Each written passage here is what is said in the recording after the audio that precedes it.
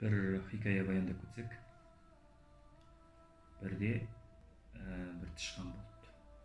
Ол тышқан үнемі былай құйрығын көтеріп жүреді екен. Сол құйрығы арқылы барлық жануарларға, жан-жәндіктерге зиянын тигізеді екен өзі. Тамағын жеп кетеді, жаңағы ары бері өтіп құйрығымен түртіп кетеді.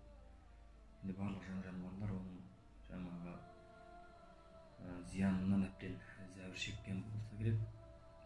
Аңдардың патшасы арыстан тышқаннан қалған басқандардың бәрін жинап былай дейді екен: мына тышқан бізге бәле болды ғой, енді оған бір шара қолдану керек, қалайда бір жазасын беру керек, зияны тимеген ешқандай жануар қалмады дейді. Сонда арасынан мысық шығып арыстанға былай деген екен: оның жазасын беруді маған берсеңіз,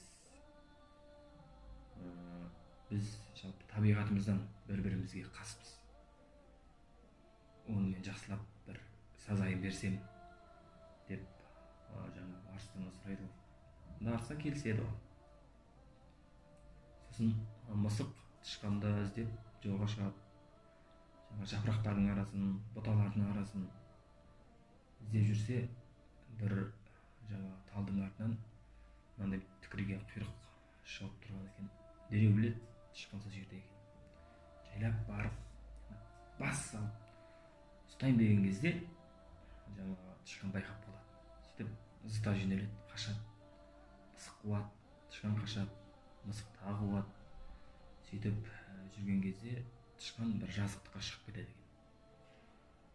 Не істерін білмей қашатын жерін таппай жатып, жан-жағына қараса, жазықтықта бір сиыр өрісте жайылып жүр екен. Сиырға барып көмегін сұрайды: маған көмектесші, мысыққа бір нәрсе көрінген сияқты, артынан соңынан қалмай қуып жүр, ұстаса мені өлтіреді, ажал аузынан алып қаш деп өтініш жасайды сиырға. Сонда сиыр: неге саған көмектесуім керек екен? Басқа жануарларға тигізген зияныңды маған да тигізгенсің. Сен маған жамандық жасайды екенсің, мен саған қалай жақсылық жасаймын дейді. Сонда тышқан: бұдан кейін сиыр атаулыны тиіспеймін, зияным тимейді, айтқаныңды істеймін, тек маған бір көмектессең болды дейді. Сиыр сонда ойланып барып артқы жағыма өт деген екен. Енді бұл жер кішкене енді айтуға тура келеді. Арт жағына өткен кезде сиыр тышқанның үстіне тезегін тастап жібереді. Мен түсінікті ғой, енді тезек арқылы тышқанды жасырып қояды. Сол аралықта мысық та келіп қалады, сиырдан сұрайды: мұнда тышқан көрмедім. Жоқ, көрген жоқпын. Жан-жақты қарап жүріп, жаңағы сиырдың тезегіне қарап қалса, тезектің ортасынан былай жаңағы тышқанның несі, құйрығы шығып тұр екен. Тышқанның сол жерде екенін мысық дереу біледі да, құйрығынан ұстап, жаңағы тезектің ішінен суырып алып, сол жерде жаңағы тышқанды өлтіріп тастайды. Бұл хикая жаңағы Мәғнауи Жәләлуддин Румидің жаңағы мағыналы қиссалар деген жаңағы топтамасында келеді. Бұл жерде біз бұл қиссадан не аламыз? Үш нәрсе алады екенбіз. Біріншісі,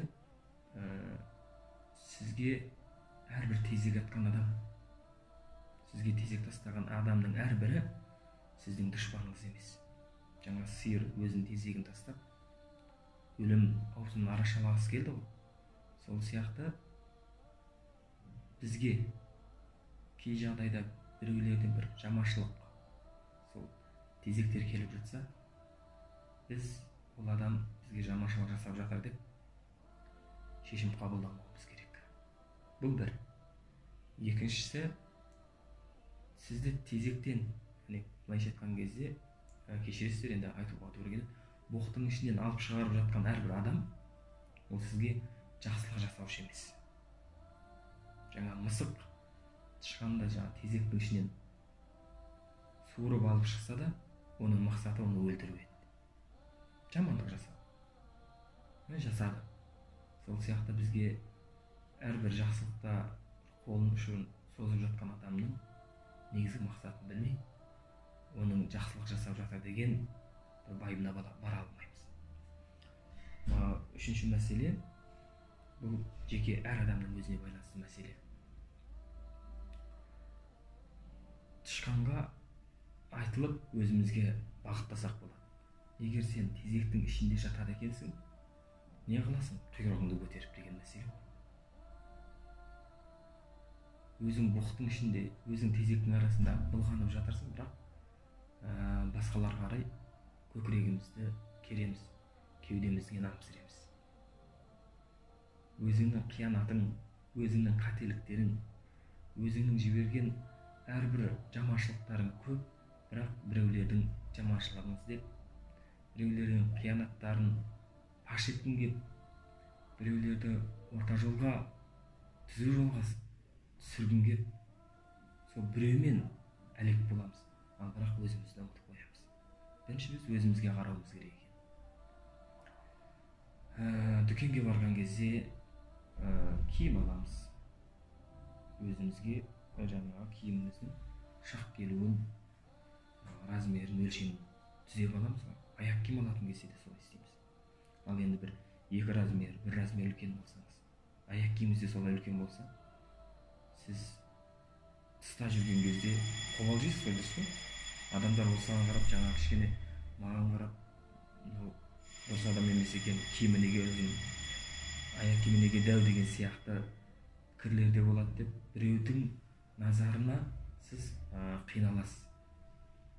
Бірақ олар олай ойламауы мүмкін. Өйткені сіздің киіп жатқан киіміңіз сізге үлкен болып көрінбеуі мүмкін ғой. Біз оны білгендіктен не аламыз? Қобалжимыз. Бірақ жаңағы өзіміздің қателіктерімізге келген кезде, қателіктеріміздің шекарасы үлкейіп кеткен кезде, қиянаттарымыздың шекарасы үлкейіп кеткен кезде, бірақ біз оған біреулер қарайды деп қобалжымаймыз. Сондықтан біз осы тұрғыдан материалдық тұрғыға көп назар салатынымызды осы нәрседен аңғарсақ. Материалдық емес, рухани жағымызға көп назар аударсақ, ондай қателіктер біздің өмірімізде болмас еді. Әлі сондай.